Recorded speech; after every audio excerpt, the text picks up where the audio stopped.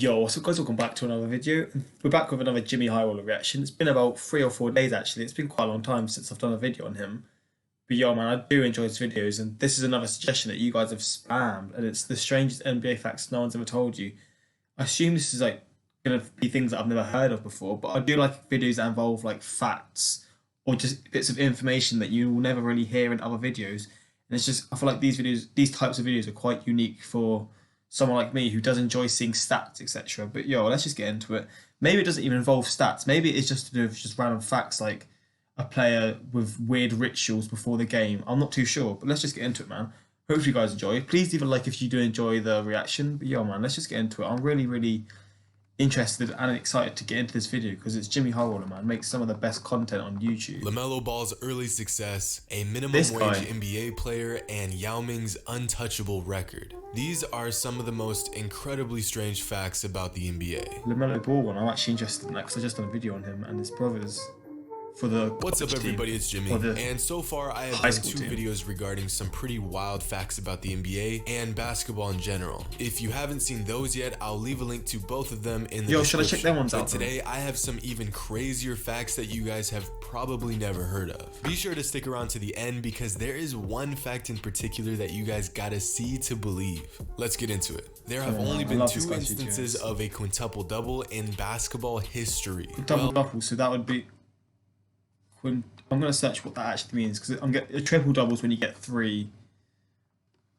What is a quintuple? Wait, I don't even know if I'm spelling it right. I'm going to spell it wrong without a doubt. Quintuple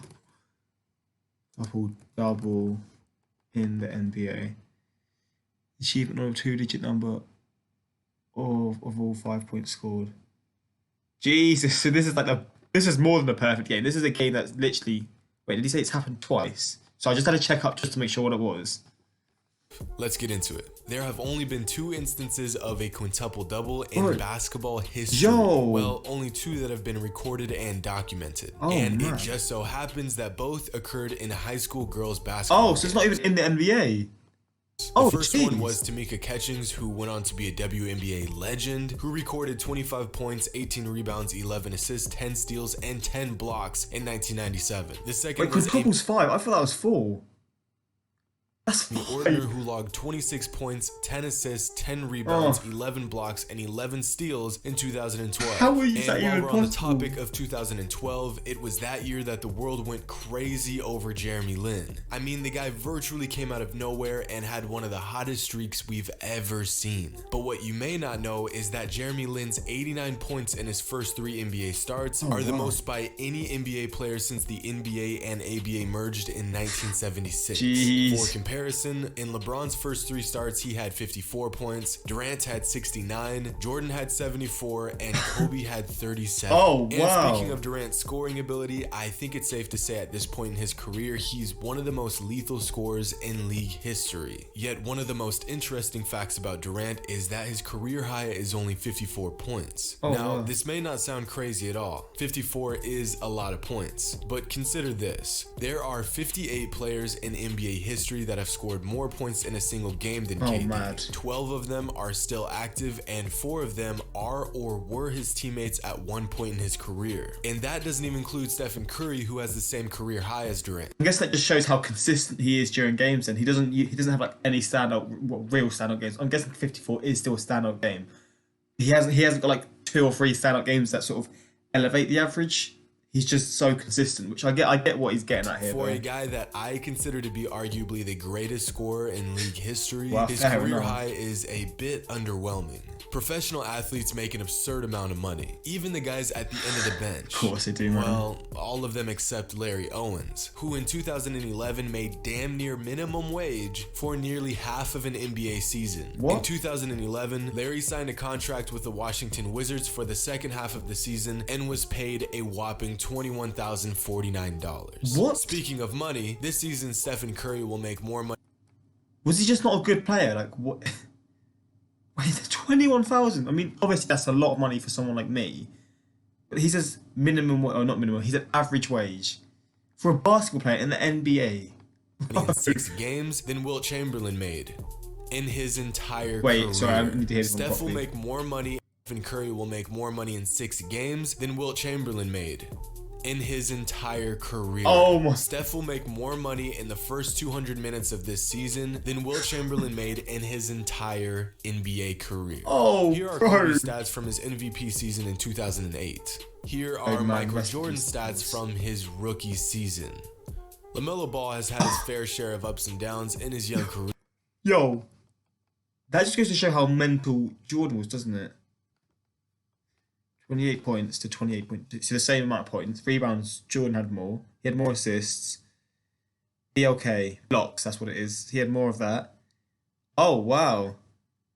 Okay, that is crazy. Stats from his Jordan, mate, rookie what an season. absolute machine he is. LaMelo Ball has had his fair share of ups and downs in his young career, but one of the most impressive feats he's accomplished thus far is being the youngest American to play professional basketball overseas. Oh, wow. He played his first professional game overseas at just 16 years, 5 months Where old. did he play? And on the topic of foreign basketball, Yao Ming, one of the most prolific foreign players. Let me know in the comments, where did LaMelo Ball play foreign basketball? Was it in Canada? Would that be seen as foreign? Maybe, I don't think it would be, would it?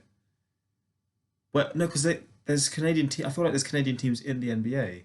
Where did he play foreign basketball? I'm interested in knowing that. Maybe it's in Turkey or Spain. In NBA history, has one of the most surprising records I've ever heard of. Of all the players that have played in the modern NBA, Yao Ming is the only player to make the All-Star team every single season he played a game. Oh, mate. This fact is so crazy that it's almost unbelievable. But Jeez. it's true. Paul Arizin, Jerry West, and Bob Pettit all accomplished the same feat, but none of those guys played in the modern era. Other all-time greats have gotten close, but never quite pulled it off. Michael Jordan Yao's a missed an All-Star beast. game when he returned from baseball. Although he returned after Okay, the actually, All-Star yeah. break, he did play that season. Wilt missed an All-Star game due to injury, and Larry Bird missed one due to injury as well. Speaking of Larry Bird, the Twitter logo is actually named after him. Larry the Bird. Former NBA Really? player Reggie Harding once tried to rob a gas station, but it didn't quite go the way he planned. After entering the store and telling the clerk to empty the cash register, the cashier said, "I know it's you, Reggie."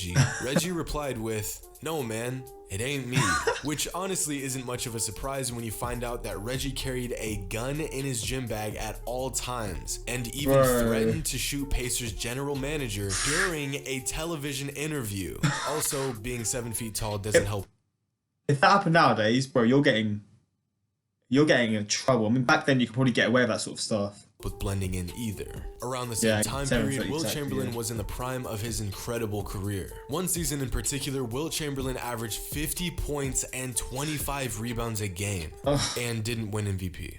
Because that same season, Oscar Robertson did what most thought would be impossible and averaged a triple-double for the first time in NBA history. Average that. And also didn't win MVP. But when it comes to overachieving and being underappreciated, Kareem Abdul-Jabbar that can year? relate. In 1978, Kareem averaged 26, 13, and 3 a game and didn't even make the All-Star team. Portland is home to some of the biggest NBA fans in the world. They really do support their Blazers through thick and thin. But one interesting fact that many Blazers may not be aware of is that the name Rip City actually means nothing at all. It's not an acronym, it's not a play on words, it's just a made-up name. It was originally phrased by an announcer in the 70s during a Blazers versus Lakers matchup. The announcer admits that he has no idea where he got it from and that he thought his quote, word vomit would never stick around.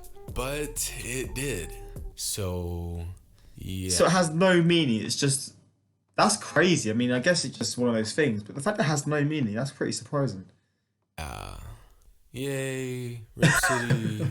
I love his, I love his were home to reaction some of the to it. best basketball ever. These Guys like dudes are Magic so Johnson, good. Larry Bird, Kareem, Jordan, Isaiah Thomas. The list of NBA legends from that era is long and illustrious. But of all the legends that played in the 80s, no one scored more points in that decade than Alex English. For Wait, who? comparison, Kareem Abdul-Jabbar, Sure. the NBA's all-time leading scorer, scored 16,246 points throughout the 80s. Alex English scored over 21,000. I mean, I'm guessing he didn't start. No, because Kareem played in the 70s as well, didn't he?